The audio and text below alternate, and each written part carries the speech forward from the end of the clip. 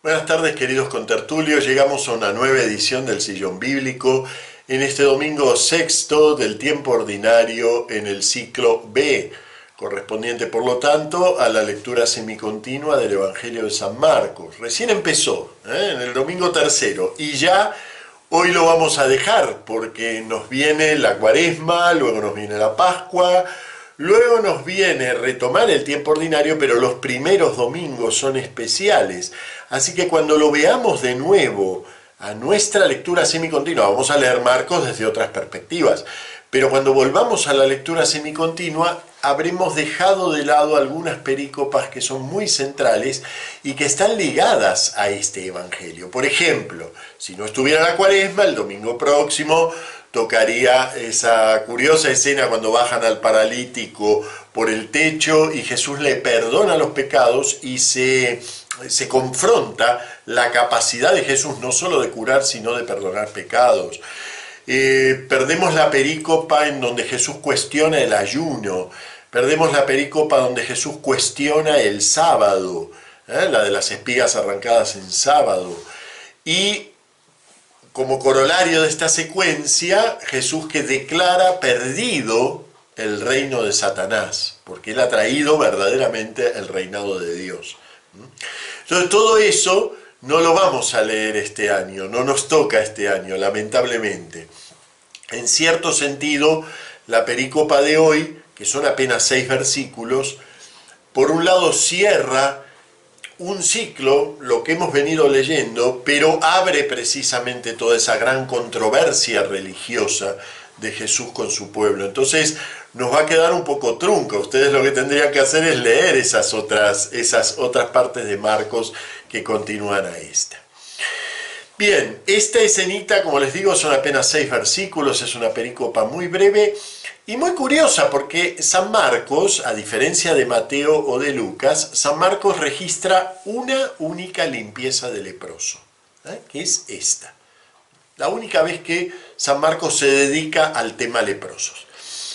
Y lo hace en una perícopa que realmente nos llama un poco la atención. Tanto nos llama la atención que cuando Mateo y Lucas, que por supuesto escribieron después, retomaron esta perícopa de Marcos,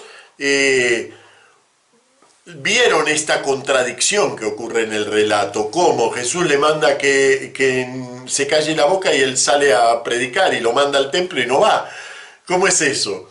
Entonces, San Mateo y San Lucas lo resolvieron a su manera, de una manera distinta que como lo hace San Marcos. San Marcos, fíjense, la perícopa tiene 2 momentos. Uno primero que es en sí la acción taumatúrgica de Jesús, que en este caso consiste en la limpieza de un leproso. No es una curación, la lepra de la que se habla aquí no es la enfermedad de Hansen, no es propiamente una enfermedad para la Biblia, la lepra, es una marca religiosa, ahora vamos a hablar un poco de eso, entonces no es propiamente una curación, ni hay lenguaje de curación en esta perícopa. De hecho, nosotros traducimos, si quieres puedes limpiarme, pero tampoco ese es el concepto que utiliza el texto. Si quieres puedes purificarme. Quiero, queda puro. Esa es la respuesta de Jesús. ¿Por qué? Porque la lepra es una cuestión específicamente religiosa en relación a pureza e impureza. Lo ponemos un poquitito al costado y termino con la estructura de la perícopa. Entonces, 40 a 42, digamos, es el núcleo taumatúrgico de la perícopa. Allí actúa Jesús como taumaturgo, como obrador de maravillas. La siguiente parte tiene un doble camino. Por un lado, Jesús que lo manda inmediatamente, esa palabrita ya nos apareció, el traductor no lo puso, solamente nos puso que la lepra se fue inmediatamente, pero no nos dice que inmediatamente lo mandó afuera. Lógico, estilísticamente quedan muy mal esos dos inmediatamente juntos, pero también quedan mal en griego, y están.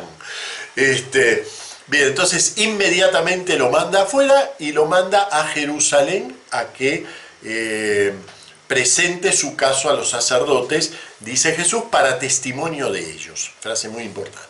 Entonces este hombre, no sabemos si finalmente fue o no fue a Jerusalén, eso ya San Marcos lo deja allí predicando. Este hombre se pone a predicar, a pesar de que Jesús le dijo que solamente se lo cuente a los sacerdotes. Y como corolario de esto, algo un poco extraño, nos dice que Jesús ya no podía entrar a los pueblos. Y claro, uno lo primero que piensa, claro, no puede entrar porque tiene tanta fama que se agolpa la gente, pero resulta que la gente se agolpa igual a que Jesús la cure. O sea, él no entra, pero la gente sale en su búsqueda. Y nos deja ahí la pregunta, por lo menos a mí me queda la pregunta, ¿por qué Jesús no puede entrar a los pueblos? No tiene nada que ver con su fama. Esto es otra cosa, aquí pasa algo. Y resulta que se queda en los lugares solitarios. Los lugares solitarios son los que Jesús prefiere para orar. Pero aquí tiene, creo yo, una especie como de doble sentido la expresión. Precisamente vamos a ver que el leproso es alguien que anda en los márgenes de la sociedad. Y ahora Jesús queda en los márgenes de la sociedad. Pero la gente va a buscarlo. Entonces, ven, es una perícopa muy curiosa porque parece tan sencillita y en realidad está llena de irisaciones. Nos habla de otras cosas que no desarrolla. Bueno, muy bien, vamos a empezar con la lepra. Como les decía, la lepra no es exactamente la enfermedad de Hansen. La lepra aparece en la Biblia muy señaladamente. El capítulo 13 del libro del Levítico está íntegramente dedicado a distinguir casos de lepra y a machacar una y otra vez con que el leproso o el que está en contacto con la lepra es impuro. De hecho, esto se desarrolla luego, y en el rabinismo, ya en el judaísmo rabínico, no de la época de Jesús, sino un poco después, pero para que se den una idea de la tendencia religiosa, ¿no?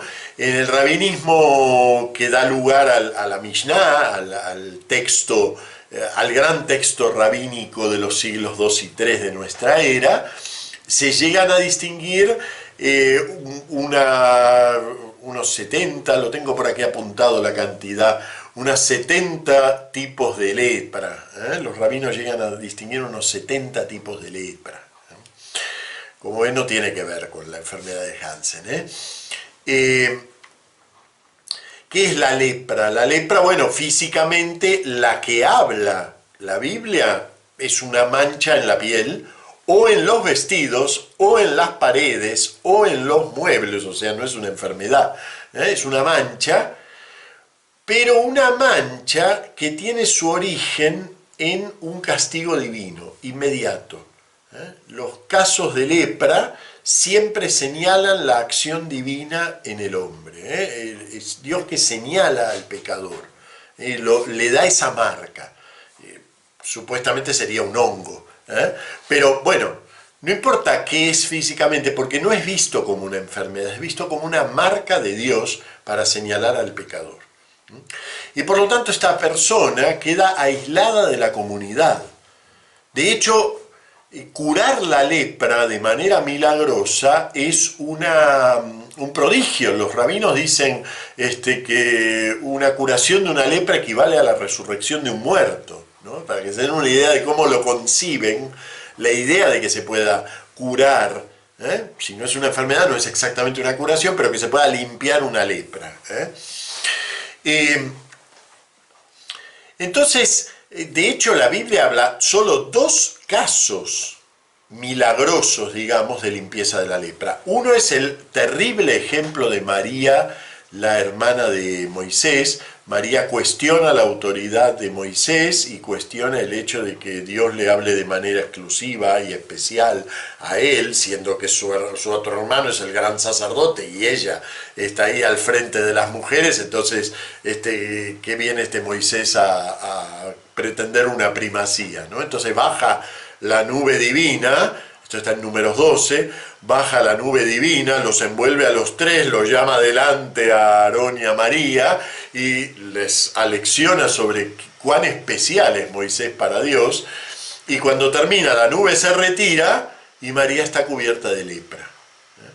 Y entonces queda desintegrada del campamento en castigo 7 días, y a los 7 días las oraciones de Moisés logran que se le vaya la lepra, ¿no? Ese es un caso.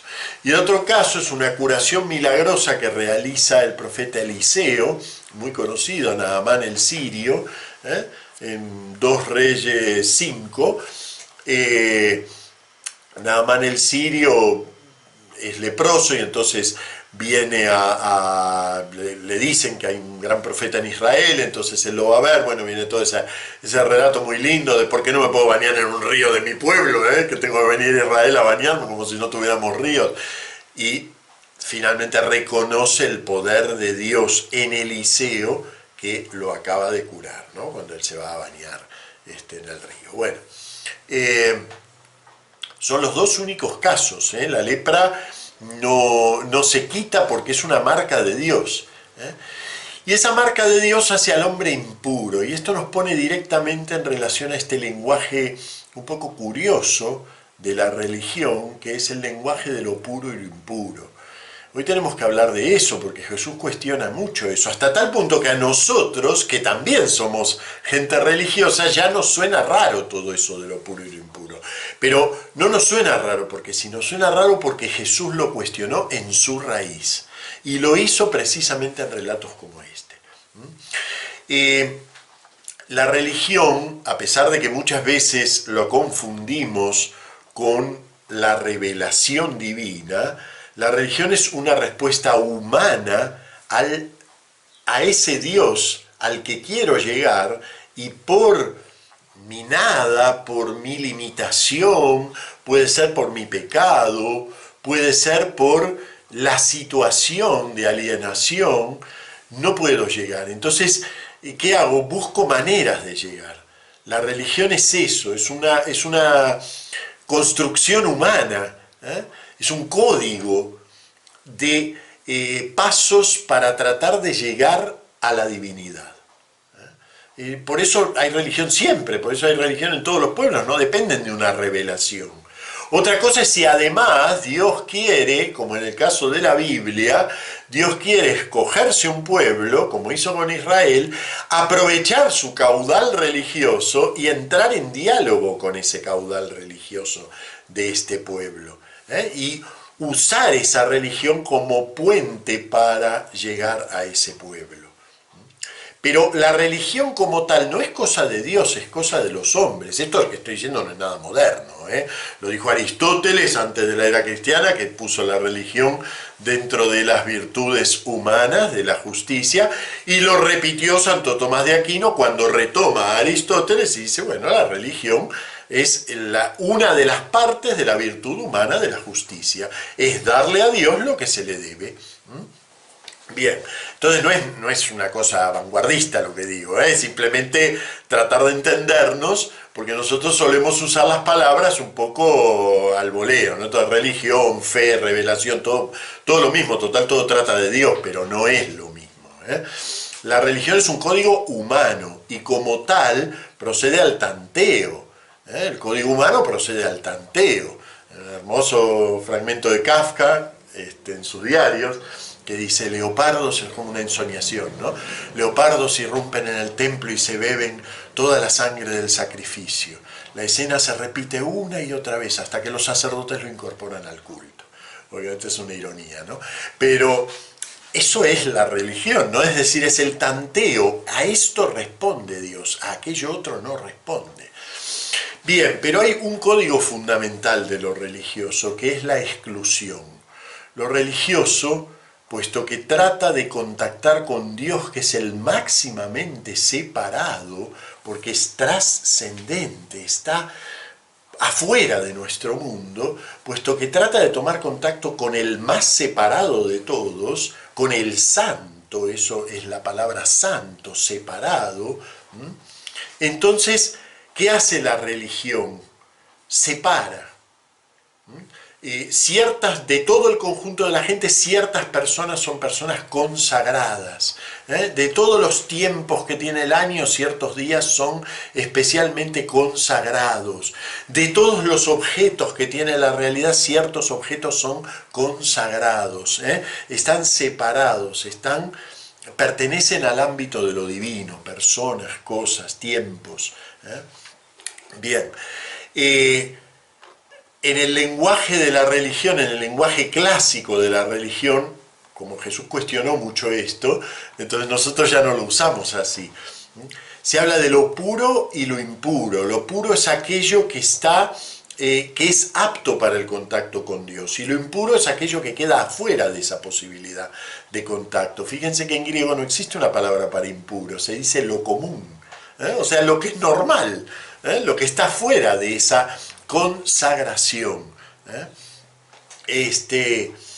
Bien, entonces, ¿qué pasa con lo religioso? Que necesariamente lo religioso, vamos a usar ahora sí un término actual, ¿no? Lo religioso es necesariamente discriminador. Lo religioso necesariamente deja a alguien fuera. Bien, como el proyecto bíblico es la de un pueblo y la de un hombre totalmente consagrado a Dios, entonces se mezclan aquí dos planos. Dios que viene a llamar a un pueblo y decir, vengan, yo quiero que este pueblo sea mi pueblo, mi pica en Flandes, mi pie en el mundo. Quiero a través de ustedes llegar a todo el mundo. Pero también está ese pueblo que entiende que tiene que ser un pueblo puro, y por lo tanto todo aquello que es impuro queda fuera de ese pueblo. Entonces uno ve esa cosa terrible que tiene el Antiguo Testamento, ¿no? El pecado no es simplemente una transgresión a la norma, es realmente causa de muerte. Y el leproso no es simplemente que queda sin posibilidad de ir a misa este domingo, no, es que queda fuera del campamento, que queda fuera, no puede ni entrar ni tocar, tiene que ir gritando, como dice Levíticos 13, y lo leemos de primera lectura, tiene que ir gritando, impuro, impuro, ¿no? Entonces, claro, Jesús que viene a traer el reinado de Dios, y fíjense que Jesús pertenece a la tradición religiosa de este pueblo.